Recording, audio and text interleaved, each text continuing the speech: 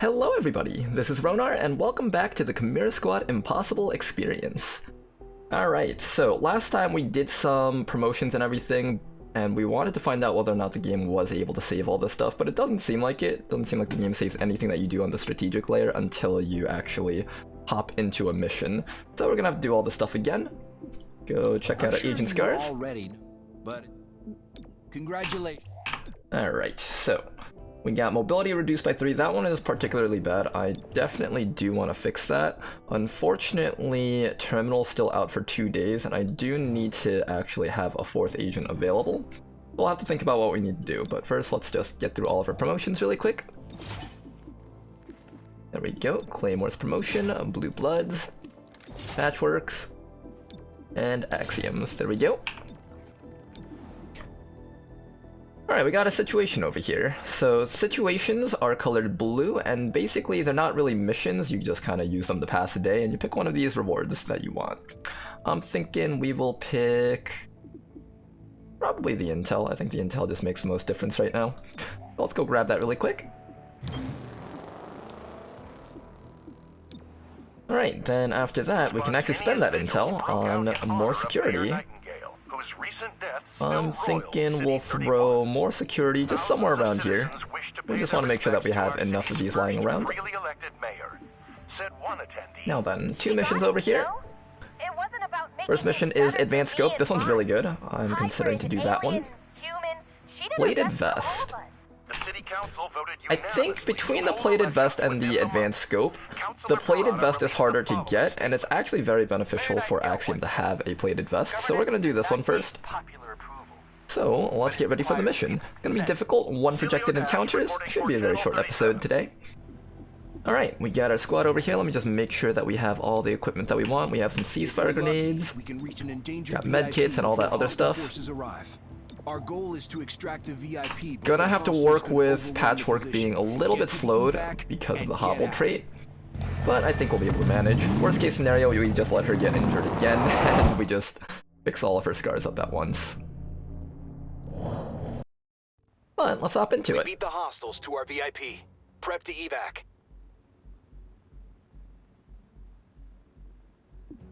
Alrighty then, so I think last unit will receive an extra action point, but they'll also be rooted. I think we definitely want to make sure that Patchwork is constantly moving up, so what we'll probably end up doing is we'll do... Surprisingly enough, I don't think I'm going to send Axiom first this time. I'm going to send Claymore and Patchwork, followed by Axiom and Blue Blood. I think it's fine if Blue Blood gets rooted because he can just stand still and shoot. Axiom over here needs to be able to run forward, but I do want Claymore to throw the grenade first, and I want Patchwork to actually help out kill mechs before they get a chance to act. But I think this should be the ideal turn order. Let's breach. Entering. Alright, X-Cops, get in there. Let's go do our thing. First things first, there is a aggressive trooper down there. We're just gonna try our best to get him. And we do manage to get him, nice work. And then we can just focus our efforts on everything else. There we go, a little bit of damage on that turret. And I do have a lot of people always saying things like, oh man, you get so lucky that you get these shots. Remember that even if you don't get that guy, it's like he's just gonna do some damage to us. We have medkits and stuff, it shouldn't be an issue. Patchwork can kill that thing in 1 hit. We should really focus on the Hitman instead. Gonna use the Lancer pistol, but I guess that's fine because we lit the car on fire. Alright, let's do the mission. Eyes on VIP. Head for the evac. First things first, we are going to have Claymore do his thing, but Blue Blood also gets an action. Okay, so Blue Blood gets an immediate action, got it. We can shoot the android, we can shoot the commando, or we can shoot the purifier. We're going to start by shooting the commando. Now, a regular shot with his pistol will not kill no matter what. However, if we do hit him with the Deadeye, it'll definitely kill, and the percentage difference is like around 10%. It's a fairly big difference, but like the amount of damage that you deal means that this is a better choice. Hitting him or missing him will not make a difference, but hitting with the Deadeye will make a difference, which makes it much more valuable. This Hitman up here needs to die, so we're just gonna throw a shrapnel bomb on top of him. And it does seem like I take a lot of 50 and 60% shots that may not seem as reliable as just trying to take a 100%, but you have to also realize the effects of what these numbers are, and apparently that's not going to blow up the vehicle. That makes me feel a little bit sad. We also have a ceasefire grenade. We should probably just throw that because it's a one encounter mission. No reason to hold on to all of our stuff. I'm just going to ceasefire the hitman, I think. Purifier doesn't have guns, and Android will die to Patchwork, so it shouldn't really matter too much. And we're also going to team up with Patchwork to make sure that guy doesn't get an action, so let's do that really quick. I could even mind control it if we wanted to. Another option right there.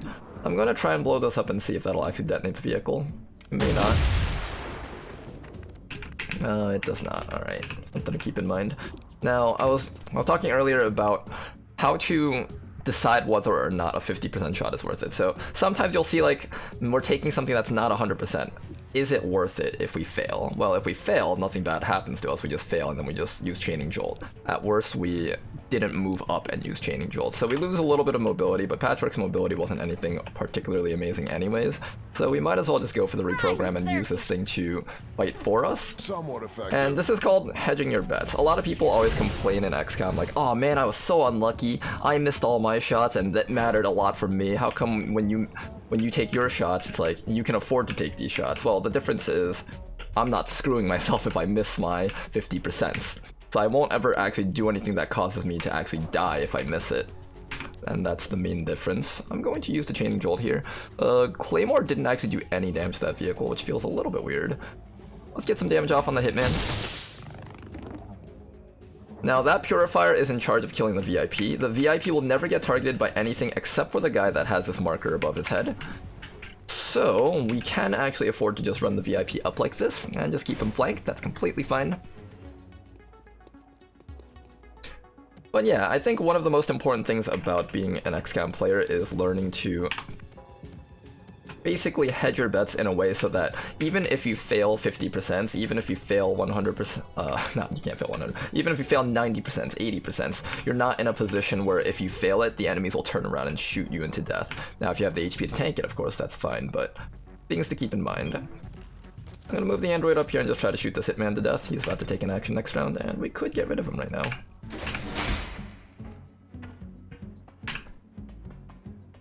All these civilians running around. Good, you didn't run next to the car. That would have been really annoying if you did.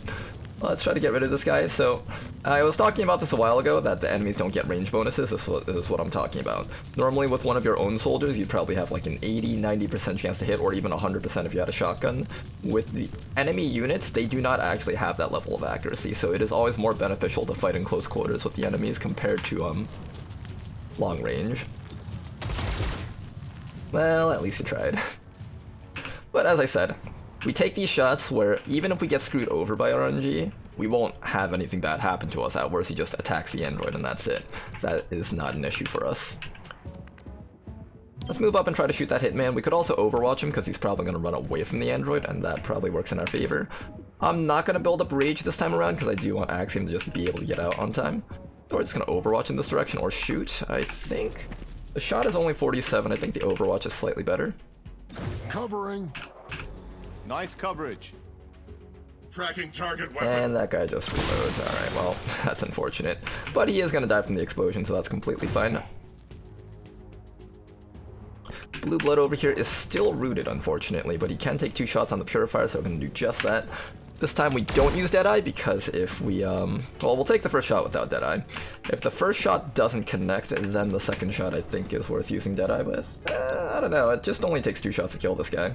The other option is to preparation, so we can move a little bit faster. I think I'll save that preparation for when we're running forward to get to the evac zone, so we can actually use its defensive properties to protect ourselves. For now, I'll just take another shot. Try to get this guy in. We do get some damage. There we go, that guy's dead. Nice job. Purifier moving up. It really wants to get that VIP, so basically it's going to do nothing to us. Advancing. Just like that, it's going to do nothing to us. In fact, it just flanks itself to Blue Blood.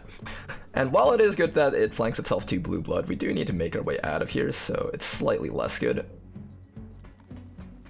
Couple of enemies moving up. 3 enemies right there. Okay, so Patchwork is going to be moving up with us. I think what we should do is just move up and just continue shooting. We do need to make our way to the evac zone. It's not a good idea to just try to sit back and play it safe. You really got to just get aggressive here. So that's exactly what we're going to do. Number 4 is about to take an action, so we should take as many actions as it takes to knock him out. Let's try to get him with this. A little bit of damage, not too bad. And Patchwork needs to get up there, like really badly. We can knock out this Trooper with Patchwork, so let's start with that. Target There we is go. under arrest. Actually got an arrest out of that, not bad. VIP is going to be hunted by the Purifier still. This is actually a really lucky mark, because if it was anyone else that actually shot, we'd have to kill them and then the mark would switch over to another unit. But if it's the Purifier, he doesn't really do anything to the VIP, so this is actually pretty good for us. Next turn the VIP can get out. Now this android over here, I'm actually not even going to attack that Purifier. I actually want to Actually, no, I should kill the Purifier. If he throws a fire grenade on the VIP and I can't get the VIP out fast enough, he'll explode and then he'll die from the burn, so we should probably get rid of him still. Alright. Yeah, I guess that is the right thing to do. We'll try to get rid of him. We don't have ammo, though. I don't believe our gun does a high amount of damage. I think the self-destruct should get him, though. No, I can't self-destruct all in the same turn. I have to reload this round. We'll take the reload and shoot the Purifier and see if we get the kill. It only does 3 damage, but if we get the crit bonus, then it should kill him. And we do get it, nice. And even if we didn't kill him, like I said before, there were options still. And Action's just gonna take the shot. We'll probably take a ton of damage, not die though.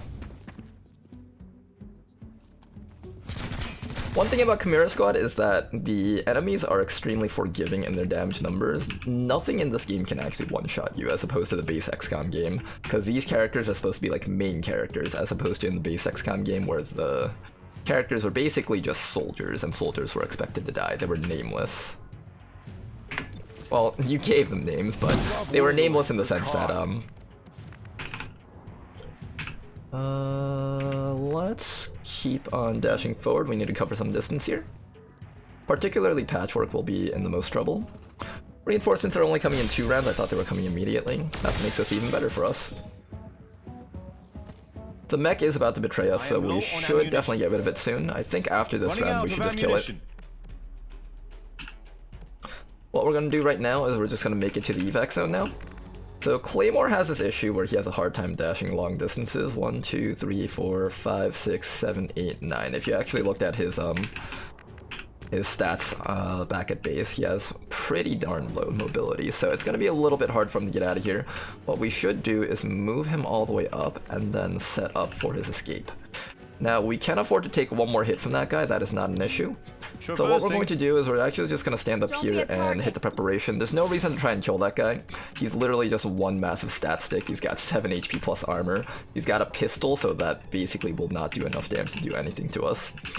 Our main issue right now is just getting everyone to the evac zone. Cover me? Gonna set up a preparation. I don't think Patchwork can make it out next round, so what we should do is actually set up her preparation next round. If she does bleed out, that's fine. She already has a scar, so it's not the end of the world if she gets scarred again. I think this thing might betray us soon. I don't know if it's this round or next round. I think it's next round.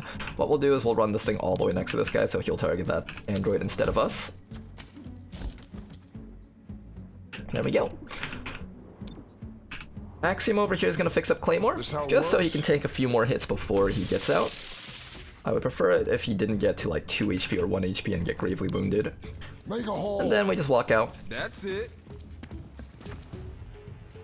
And there we go. Axiom's out. Low on ammunition. Claymore, you're out also, and as long as Blue Blood gets out, I don't think there's anything bad that could happen on this mission. There we go. Even if Patchwork bleeds out, she has a chance of just getting another scar on her legs, and we can just remove that scar all at once. And what is going... I see another feature of XCOM 2 returns. Alright, unfortunately he chose to shoot at Patchwork, and that sucks a lot. Patchwork just took a huge hit. But nothing too big to worry about. I think it's very low chance that she even gets a scar from that. She's above like a quarter of her HP still, technically.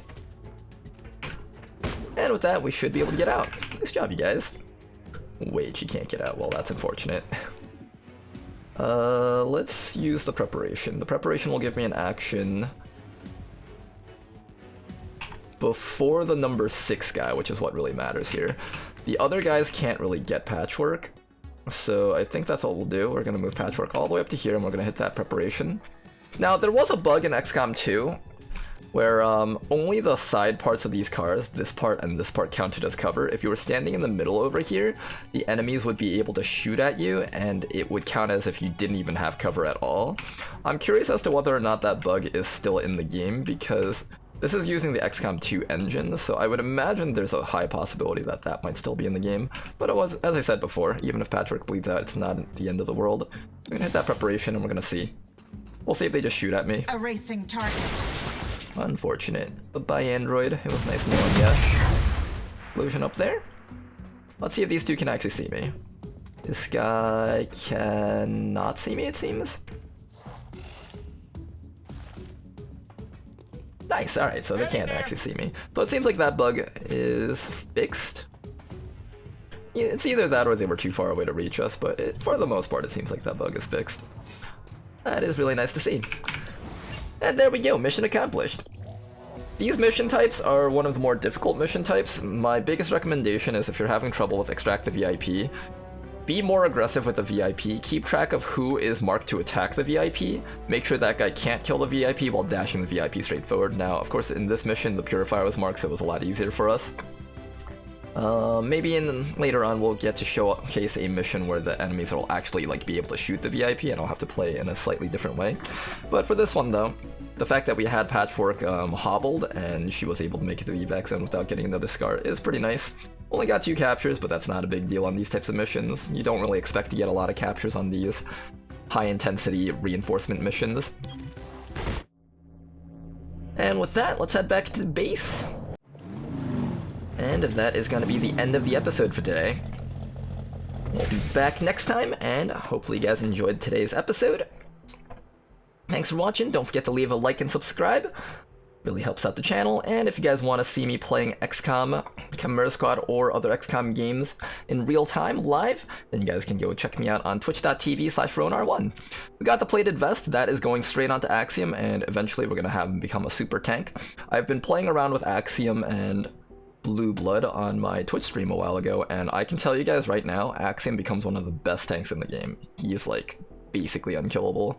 He has HP regeneration, a ton of armor. You run him into literally the entire enemy's team, and then you just have him draw all the aggro.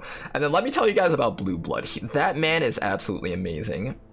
Be excited for Blue Blood. By endgame, this guy by endgame, when he finally gets this final perk, he's gonna carry entire missions by himself. I think I have a very solid grounds to say that Blue Blood is literally the best character in the entire game. My goal is to keep the lights on until we elect a new mayor. No more, no less. More on this story as it develops. And yeah, so I would say Blue Blood is the best character in the entire game, and why do I have grounds to say this? Well, I remember when we finished our campaign, we finished our Iron Man Hardcore campaign on Twitch, and Blue Blood had about 300 kills at the end of the game, and the total amount of kills that we got throughout the entire game was 600. So Blue Blood was basically half the kills as soon as he hit Principal Agent. He's really, really good. If you guys are struggling with Chimera Squad and you guys just don't know how to beat the game or something, or the end game missions are getting to be a little bit tough, just take Blue Blood, give him any ammunition type, expanded magazine, a scope that gives him as much accuracy as possible. Hit this button whenever you're on the final room or on a tough room, and he just clears the entire map. It's so strong. He doesn't clear it, but he takes off half HP onto everything, and then you basically clear it after he presses that button. It's really, really good. His accuracy is incredibly good, his stats are really high, his perks are really good, and just overall, he's a really solid unit no matter how you build him. But yeah, hopefully you guys enjoyed today's episode. I'll see you guys till next time, and I look forward to showing you guys the power of Blue Blood and Axiom working together. Another unit that I think works really well with Blue Blood is Cherub. If we ever get him again as a selection, I will definitely be picking him. Cherub is really, really good. He works really well with Blue Blood. His final Principal Agent perk is plus 15 accuracy on all enemies, and then your teammates have plus damage on their guns. And particularly for Blue Blood, this is just how this game works. Normally when you put ammunition on someone or like special damage buffs, like if you increase your damage by 1 for other people, they shoot 1, so they have 1 total increased damage for the rest of the mission or that turn or something. But for Blue Blood it's different. For pistol users it's different. The pistol, if you have a pistol user, the pistol is the highest priority upgrade in terms of weapons, and the reason for that is because being able to shoot twice means your damage output is doubled. So any upgrades to your weapons or damage is doubled. So for example, Cherub's ability to increase damage by 1 for everyone, it increases like Patchwork's damage by 1, it increases Axiom's damage by 1, but it increases Blue Blood's damage by 2 actually, or by however much it is. I think Cherub's damage is actually more than 1, I think it's like 2 or 3 or something. But similarly, if you put blue screen rounds on someone, it'll increase their damage against mechanical units by like 5. Technically it increases Blue Blood's damage by like 10. And if he uses Fanfire or if he uses Face Off, it's duplicated by however many times he shoots a mechanical unit. So it's incredibly powerful on Blue Blood. Just any ammunition type is just really good on him. I opt to go for early game armor piercing rounds if I'm fighting Grey Phoenix. If you're fighting Sacred Coil, blue screen rounds are the optimal choice. I think with Progeny you can use Talon rounds. I think Talon rounds are a solid choice if you don't know what else to use. And if you don't have any of that stuff, using any of the stuff you get from the factions like Fire rounds, Venom rounds, those are all very, very solid choices. And overall, Blue Blood's just an incredibly powerful character. And yeah, that's that. Alright, I've been rambling on too much. Thanks for watching, you guys. Till next time.